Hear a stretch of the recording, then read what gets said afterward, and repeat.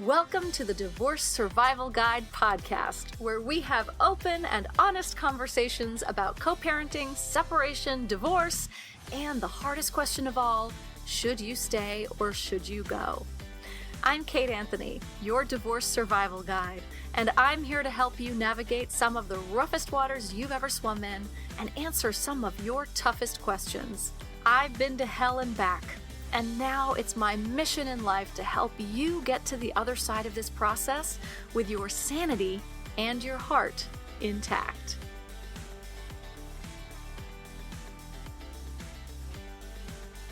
Hey everyone, how you doing? All right, so we're going to continue this week with our kid-focused theme. Like everything I do isn't kid-focused. I'm bringing back my friend and colleague, Christina McGhee, to talk about sort of a step-by-step process of how to tell the kids you're getting a divorce. I'm just going to leave this up to Christina because she's the master. We also agree on all of this. So I just adore Christina, and I love having conversations about this stuff with her. So here she is, Christina McGhee, once again. Hey, Christina, thank you so much for coming back. I always love talking to you. Well, I'm always happy to be here. Yeah. So, all right. So we are talking about how to tell your kids that you're getting a divorce. And you know, on the one hand, you would think that that's fairly black or white or whatever, right? But it's actually, there's so many nuances to it, right? It's not just one conversation that there's no script that you copy and paste for all situations. No, there's not. And I think the really big challenging part is just we're having to kind of balance out our own guilt over causing this heartbreak for our kids, having to explain to them how life is just going to be completely upended, and knowing what to say, when to say it, how to say it is so tough for parents. Like, how can you even prepare yourself for something like this? And I think that's one of the biggest struggles for parents, is they just need some guidance on how do I even approach this? It's hard. It's hard to say it. It's hard for kids to hear it. So how should they approach it? So let's just take let's start with like your average, amicable. We just decided like there's no abuse, there's no infidelity, there's nothing horrible. And we're amicable, we're mediating. How and when, I think more importantly, do you have this conversation? So I think the first thing you need to be really clear about is that this is the direction you're moving. So if you're 100% sure we're traveling down this road, then that's the time you need to start thinking about having a conversation with your kids. But you don't want to prematurely have that conversation if you're not sure, because that's really confusing for kids. Are we, aren't we, what's going on? We say we are, but then we don't act like we are, like what's happening, and that's confusing. So you need to be real clear about where you're at. And then once you are, then I suggest parents literally make a plan. I think that's the most important thing, is that you need to be thoughtful about this conversation, but you can't have it if you haven't thought through how life is going to unfold, what it's going to look like, what you're going to say to kids, the timing of it. So I think you decide, and then the two of you need to sit down and talk about, okay, so what is the timetable for this transition in our family? When are we going to separate households? And then kind of back into when you need to tell the kids, then you address like, how are we going to tell them? What are we going to say? Because kids need to hear why, how you answer that is really important, but you're going to need to have a why for kids. It's part of their healing and understanding of the change that the family's going through. That's so important. That's so important. And that is something, when you say you're going to have a collaborative divorce or an amicable divorce, like this is part of it, right? You're going to be co-parenting for the rest of your lives. And so this is the first step. in doing that, Mhm. in co-parenting apart, parenting apart. Right. Absolutely. Yeah. Mm-hmm. So, which is the name of Christina's book. I love that. I love how you slid that in there. Shameless plug. I said it and I was like, wait, that's her book.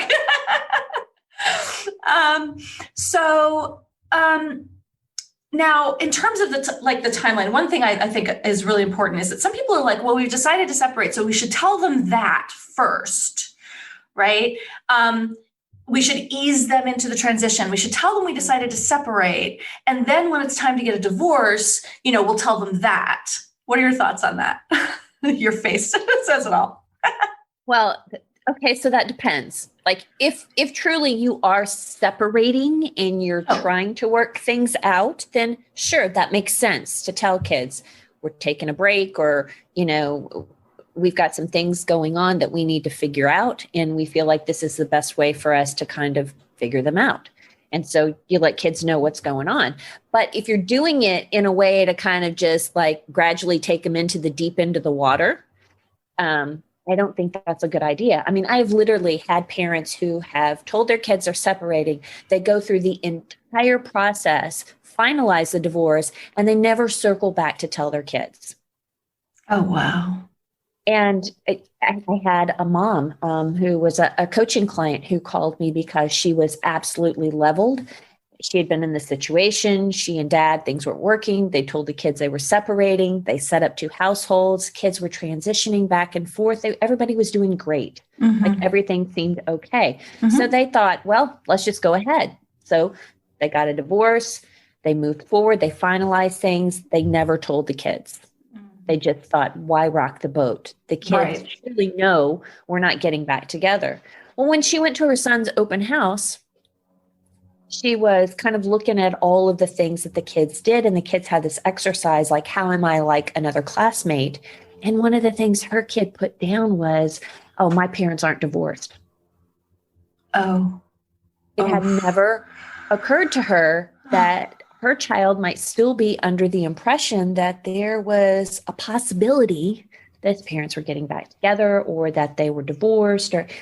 And so I think that it's really important for parents not to assume, and that it's not just a one-off conversation, but it's a series of conversations that you need to have with your kids. And when you make the decision, that's the time to start planning that conversation. Yeah. Oh, that's so heartbreaking. This comes up for me too with my clients a lot is, I think that parents in a very loving attempt to protect their children from all sorts of shit, don't name things that are happening that are really important to be named. And there's a balance, right? Because we don't tell them everything for damn good reason. And we'll get to some of those in a bit, but when things are really like in your face or obvious, or they need to be named, right? They have to be named. Well, you have to give kids a context for understanding what they're seeing and experiencing. And that's the problem. In an effort to protect our kids, we may not be forthright with them, or we may not be clear. Some parents don't like to use the word divorce. That's a hard word to hear, but our children are going to go out into the world. And when their teacher looks at them and goes, oh, so your parents are divorced. Oh, right. Oh no, they're not. Oh, no, they're not. Right. It's a hard word to hear, but it's the truth. And they need to hear it. Right. And even with really young kids, I know I have, I think many clients who's have young kids. Right. And they're just like, well, they're too young to understand. But yet they're being shuffled back and forth between households. They're not too young to have a conversation. They're in age appropriate terms. Right. But there still needs to be a conversation because they're confused and they regress, and, all sorts of, behavioral stuff starts to arise. So you need to be able to name stuff that they're experiencing for them to not be questioning their reality and freaking the fuck out. Right. Of course. And the thing is cognitively, while they may not be able to wrap their heads around understanding what divorce is, as you are consistent, you consistently use those words over time, it clicks. Kids get it, you know, and they're able to internalize it. They're able to gain that kind of level of understanding. But I think that one of the hardest jobs we have in the world is watching our kids hurt. Right? Yeah. And when we're responsible for that hurt, man, it's gutting. And it's only natural as parents to want to protect our kids, to want to, you know, soften the blow, ease them in, but we're really not doing them any favors. One, resilience doesn't come out of things being easy. It comes out of learning how to adapt and manage challenge. And the truth is, there are lots of things about life that our kids are going to encounter that are going to be challenging. Divorce is just one. So you have an opportunity to guide them through this in a way where they can learn to manage change, where they can become resilient, where they can, where you can reinforce that they are capable of handling hard things. Exactly that. That. So what do you say to them? Like you're actually sitting down and having the conversation. And I know that this is different for different age groups, right? Right. But there's a general, or maybe we can hit, you know, younger, medium, teenager, right? What do you say? Like, what's the information they need? And what's the information you hold back? Like, how does this go? Yeah. So, well, and that's part of the planning is I think that parents need to have a conversation about what are we going to say? Like there needs to be a consistent or similar message between parents. And this is, again, we're going back to this kind of ideal amicable split. It gets a little bit different when you have different situations and parents aren't in agreement, but ideally you want parents to come to an agreement. I think it needs to be a short, simple, straightforward explanation to begin with. To just start the conversation. We're just delivering the news that we've made this really big decision. We've decided to get divorced. And for younger kids, you need to preface what that means. A divorce means that mom and dad aren't going to be a husband and wife anymore, but we're always going to be your parents. Right. That's never going to change. Mm-hmm. And so instead of being a family in one home, you're going to have a home with mom and a home with dad, and both places are a place for you. You will always be an important part and belong in both of these places. Yes. And when you're having that conversation between parents and coming to an agreement, I just want to clarify, you're not coming to an agreement about what happened. You're not coming to an agreement, you know, because I talk about this all the time, that you may never agree. You may never agree on a narrative. You're each going to have your own narrative, and that's fine. It's totally, you cannot control what the other person, you know, feels about how things went down, but that's none of the children's business, right? Or you can agree on a narrative for the kids, which may or may not be the narrative. If one parent had an affair, right, let's say, and that really is the demise of the marriage, like you don't have to agree to tell the kids that. In fact, you probably shouldn't, right? Some people say, out of vengeance, right? Well, they should know he did this, right? What are your thoughts on that? It gets into the truth telling, right? Mm-hmm. So shouldn't my kids know the truth, right? And the truth is a pretty slippery slope, because are you telling your truth? Are you telling the other parent's truth? Whose truth are you telling? And you can almost bank on the fact that there's going to be, at a bare minimum, two very different perceptions of the truth. And even in situations that involve infidelity, rarely, I mean, maybe that was the thing that kind of the straw on the camel's back. There are lots of other things that have happened in a relationship to kind of bring you to that point. Right. And so I think it's important for people to own their part. And maybe you may really, really feel like 90% of it is the other parent's fault. Okay, you still need to look at your 10%. Mm-hmm. You know, what was your 10? And so kids don't need to be exposed to the adult details, all the little nitty gritty, you know, what happened between the two of you. That needs to stay between the two of you. But I think that you can agree or attempt to come up with an overarching reason.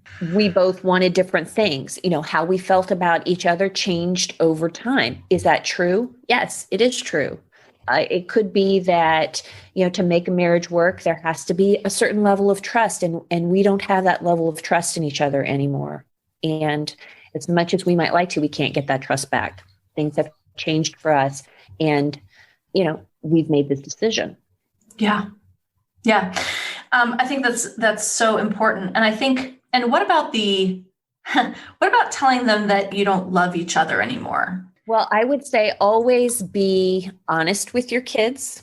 So if you if you really feel like you do not love that person anymore, I wouldn't tell your kids that you do. Mm-hmm. Right?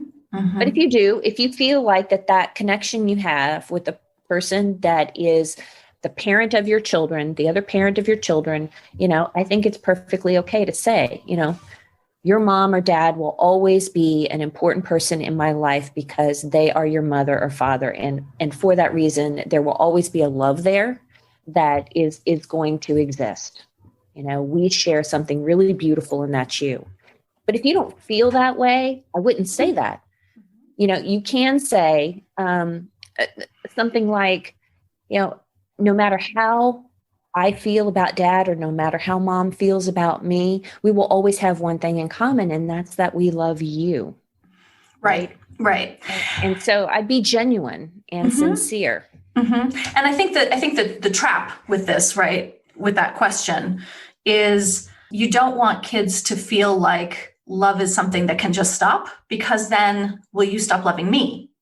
Right. And so I think it's an opportunity to say, like, there's lots of different kinds of love, right? There's romantic love, right. And that this is just one of those, my love for you as a child never stops, right? Right. But romantic love sometimes does. And I think that's an important distinction to make, because kids can wonder, if you can stop loving each other, does that mean someday you're going to stop loving me? And kids need to know that the love between a parent and a child endures. It's unchanging. It's going to remain. It's permanent. It's fixed. But, I think when you're talking about love and divorce, I think one of the things kids need to know is that, at the very least, love did exist at one point in time. Yeah. Like when we went into this, we were planning to be a family. That was the plan. That was our hope. That was our dream. And, unfortunately, things changed over time. I think it's also really important for kids to hear that history doesn't have to repeat itself. And just because things didn't work for us doesn't mean that someday they can't work for you, which is another thing lots of kids struggle with. Right. Yes, absolutely. I have friends to this day who, first of these, a lot of people who lived in very volatile marriages, who actually stayed in the marriage. And this is the whole conversation about, should you stay for your kids? I have friends who were raised in like violent homes, and their trauma is so deep that they, are like, I can never be in a relationship. I am 100%. A friend of mine said this to me the other day. He said, I'm 100% convinced in my heart, intellectually he knows otherwise, but he's like, inside, I'm 100% convinced that any relationship I engage in will look just like that. And it's heartbreaking. He's 53 years old. That is heartbreaking. And I think that that's really important for parents to hear, because I have, and I'm sure you do too, parents ask that question all the time. Shouldn't we stay together for the kids? Like, at what point parents will ask me, well, like, when is it easiest for kids to go through this? Like, should we do it when they're younger? Should we wait till they get into college? And my reply is, it's never easy. It's just different. Mm-hmm. Like, it's going to be hard, and you need to be able to accept that as a parent. This isn't going to be easy. There's no way that you are going to be able, no matter how much you love your kids, to take away all the pain and all the hurt that is associated with divorce. Right. The question is, how hard do you want it to be? Like, you certainly have the ability to make it much harder for your kids. Yeah.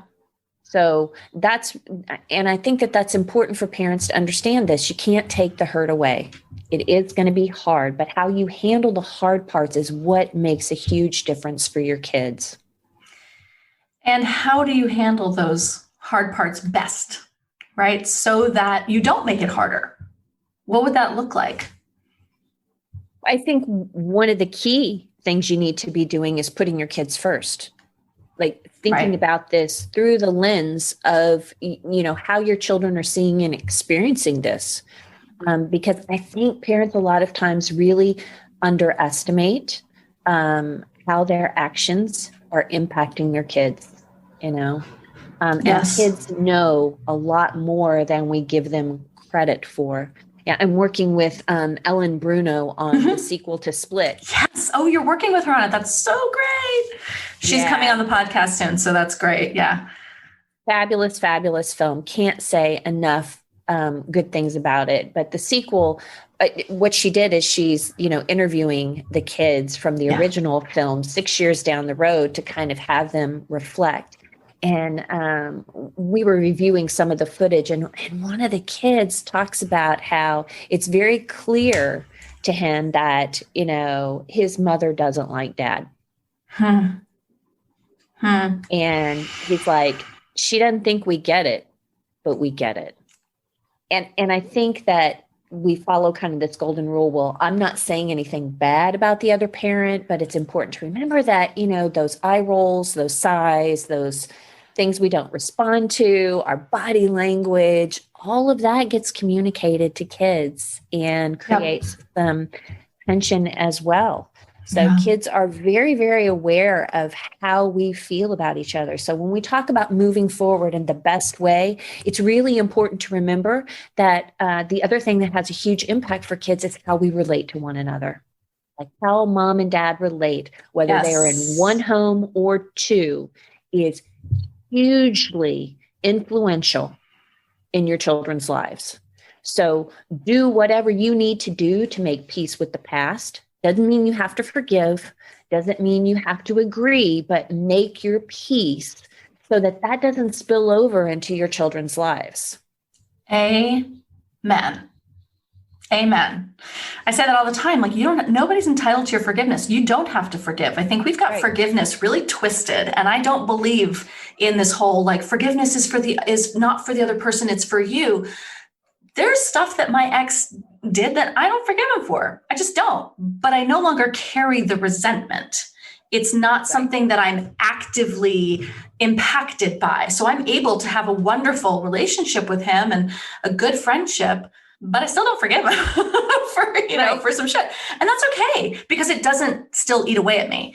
I had friends who, had the conversation with their daughter about, like, we're still going to be a family. We're just going to be a different kind of family. And mommy and daddy still love you and all of that, and sort of said all the right things, but then would viciously fight and like throw things at each other while holding her. She was like 2 years old. Ooh. And I was like, you cannot tell a child that you're still a family if what you're showing is something really, like, well, first of all, violent, but also just not like that. Then now your child thinks that's what a family is, Right. And frankly, that's the family that the mother in that situation was raised in. So, it makes perfect sense that this is all coming around, but it's also not inevitable. And it's not so having your actions, like you said, line up with your words is really important. Don't blow smoke up their ass if you can't back it up, right? It doesn't help. It doesn't work. Well, and you have to realize that you've got to be able to change your relationship. Like, you have history together. You have a way of communicating and interacting and being that needs to change. I had a couple that I worked with many years ago. They decided they needed to split, but they were going to do things together for the sake of the kids. Like, if there was a recital, they were sitting side by side. The problem was they continued, they had separate households, but they continued to act like a married couple in all the worst ways. Like, there would be bickering and arguing and, tension, and they were there side by side, but they didn't They didn't change their relationship. They continued to do all the things they had done through the marriage, and the kids weren't not doing well. They weren't doing well in school. There were meltdowns all the time, behavior problems, temper tantrums, and they couldn't figure out why. Well, here's why. You need to change your relationship, and the relationship needs to shift from one of being partners to being co-parents, being business partners almost, and the business at hand is raising happy and secure kids. And in business, there should be no emotion in it, right? If it's a business partnership, the emotion, and look, I just want to acknowledge that that's hard work. Oh, yeah. It's hard work for the parents, right? To be able to come to a point where you're letting go of your resentments, when you're really angry, when, you're rising up, you're being asked to rise above so much. And I want to acknowledge how difficult that is, which is why you have got to get a good therapist. You've got to get a good coach. I mean, that's the work that I do with people, hopefully before they enter into any kind of divorce proceedings, right? Because the last thing you want is all that bitterness or resentment to come with you into, mediation or litigation. But really, this is hard work. And I think it's the harder work of divorce. Especially when you're at that very beginning stage, when you need to tell your kids. Right. Like, you may not have everything resolved. You may not be in that place, but you need to do everything that you can to, when you're having that conversation, to responsibly manage your emotions. Like, the emotions are not just going to disappear even years from now. There are things that are going to come up. You're going to have your feelings, and you need to be able to separate your feelings from the needs of your kids. That's what's really critical. Now, what happens when one parent doesn't see it that way? Or doesn't do that, right? When I've had clients who are like, they go into the conversation with the kids and he's like, I'm just going to cry the whole time. Like, what do you do? So I think that then you might need to make an assessment about whether you should have a conversation together or separately. So in ideal circumstances, it's best if both parents can sit down with kids and have a conversation. They've made their plan. They sit down and they have the conversation together. But in situations where you have a parent who's not going to participate, or there's a lot of overt hostility and tension, or you have a parent that emotionally just isn't quite there yet, you may need to come up with a different plan. And so with an emotionally vulnerable parent, then have an honest conversation. And maybe, the first step is deciding who's going to say what. Maybe the parent that's more emotionally together needs to be doing most of the talking. I don't think that I don't think it's okay to hide your feelings. Like, if there's sadness there, I think that's important for kids to see. Yes. But the key is that if you emotionally fall apart and you can't manage your emotions, kids are naturally going to want to caretake. They're going to want to step into that place where they're caring for you instead of you caring for them. And you don't want that to happen. And how are kids going to believe that life's going to be okay if you're not okay? Yes. Yes. Praise hands emoji. That's right. Because then all of a sudden it's about you, right? And it's like, you're not allowing them to have the emotional response that's appropriate for them to be having right now. And you actually rob them of a huge part of their process with this by making it all about you and your feelings. Right. That one makes me mad. And that can easily continue. So, it's okay to acknowledge the sadness. It's okay to have tears, to say, I think it's important for kids to know sadness is a part of this. This isn't easy. Right. This hurts. Yes. We're sad. This is a big change in the family. That's all normal and expected stuff. It makes sense to kids. But you got to responsibly manage those emotions. And that, I think, is where we really have a duty to ourselves and to our kids to get the support we need so we can get there. Exactly. More praise hands emojis. Is it any of the kids' business? So we talked about the why, right? The why. Like, so somebody had an affair. One person's like, the kids should absolutely know this, right? Because, and I think we've sort of covered this, but what about parents that are telling kids stuff that like is not true or is not your truth or you don't agree with, right? Or they're making up shit. Like, how do you handle that with the kids when the kids come home and say, Daddy says that, you XYZ? What do you do? Well, so one of my top recommendations is don't set the record straight. Don't tell them your side of the story. Okay. Because what happens is, so let's say, your child comes home and they say, Daddy said, blah, blah, blah, right? The divorce is all your fault. You weren't a good wife. You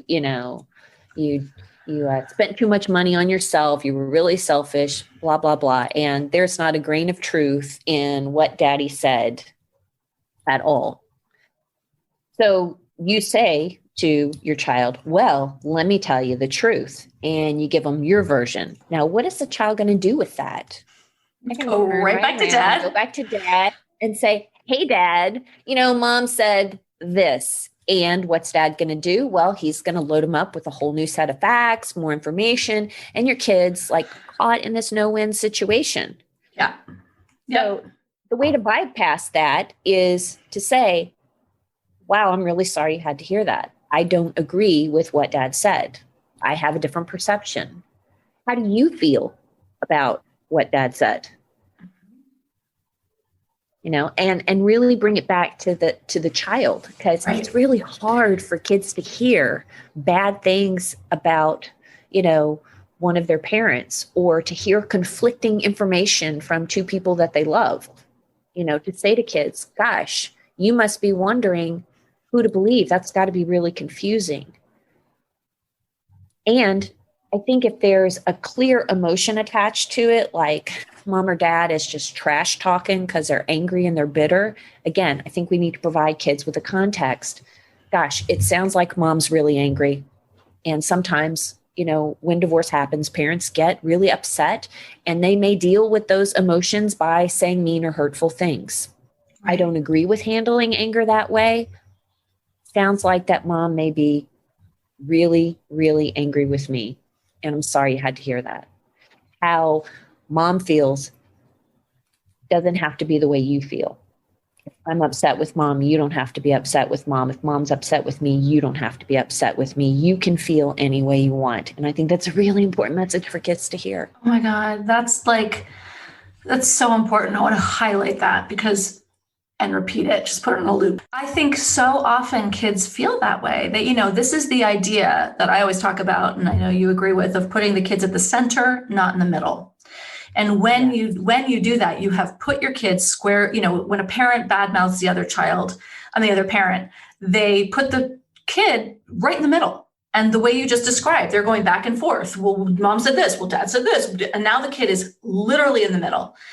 And you can mitigate that by putting them in the center, by asking them how they feel, by making it about them. That's a brilliant example of that. I love it. Yeah. And kids figure it out. They'll know what's true about a parent and what's not. They'll have their own experience. And relationships aren't black and white, I mean, there are some really great things about a person you love, and there's some not so great things. And that includes parents, and kids figure it out. They'll know who showed up for them. They'll know who was taking the higher road and being the bigger person. They'll value and appreciate the fact that you didn't badmouth or trash talk, or, that you were supportive of their relationship with the other parent. Yeah. And even if you're in a situation where the other parent is not doing that, they're not behaving in those ways, there's nothing you can do to change or fix that. All you can do is control what you say and your side of the fence. And kids will fare far better if one parent gets it together than if nobody gets it together. Yeah, absolutely. Now, one thing I hear all the time, like in my Facebook group, it's like, I'm documenting everything. He said this and I'm documenting it and I'm going to send it to my attorney. Is it relevant, really, at the end of the day? So it depends on the situation.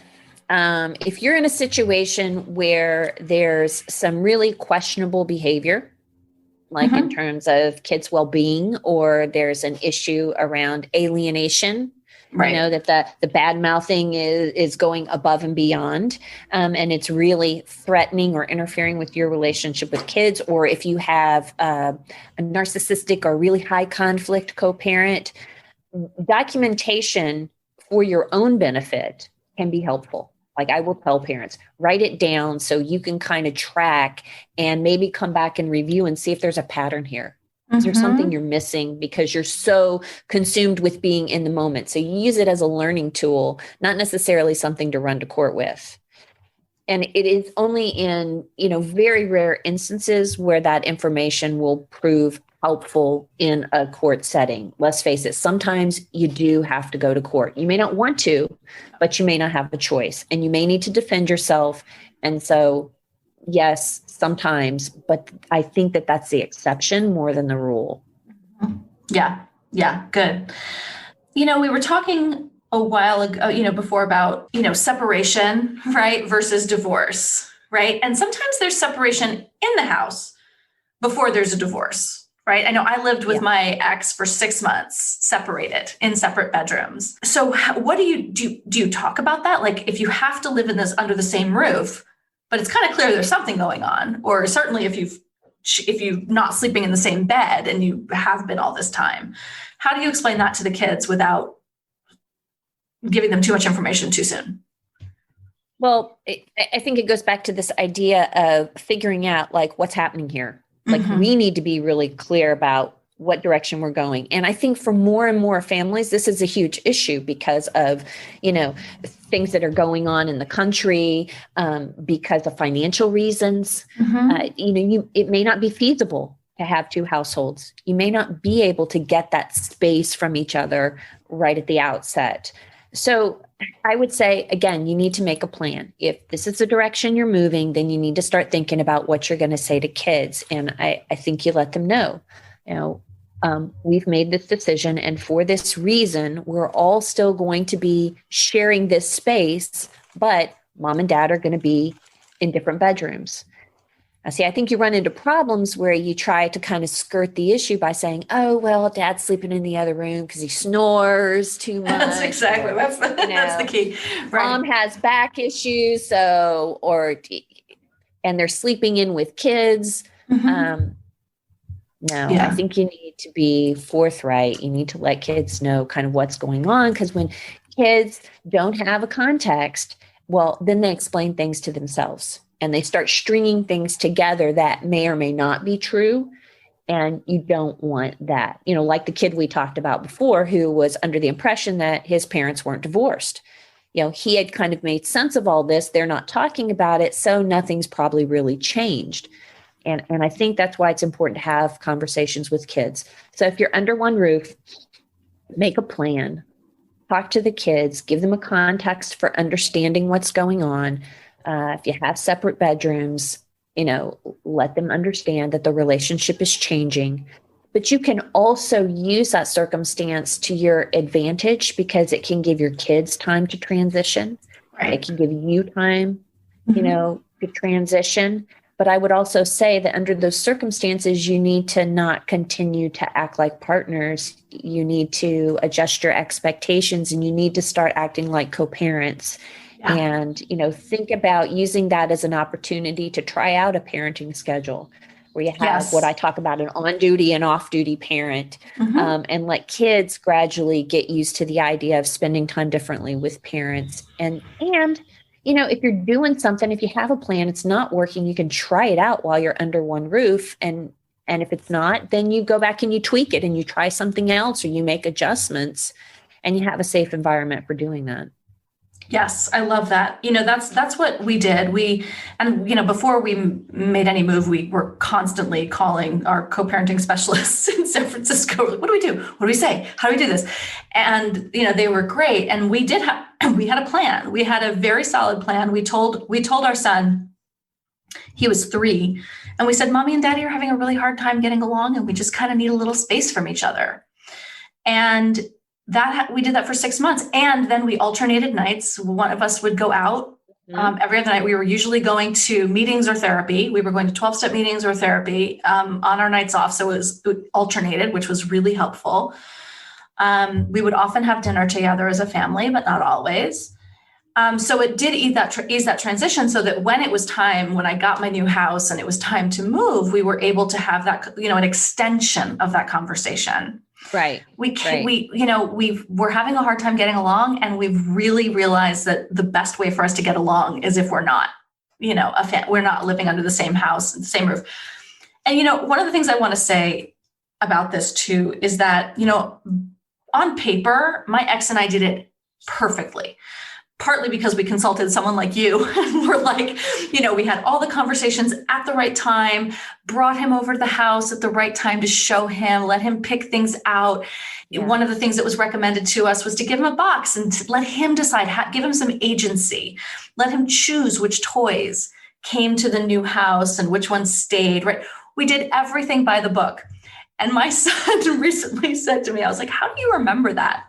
And he's like, I don't know, man, we were at dinner one night and you gave me a box and told me to pack some things. And I was like, oh my God, that's not what happened. But he's 15 now and that's his memory of it. And I'm like, fuck. So we can do this as well as possible, and we can make all the best choices, and still their experience of it might not line up. My son is not with what terribly, you've done, yeah, my son is not terribly damaged by it, but I was just like, oh my God, we worked so hard.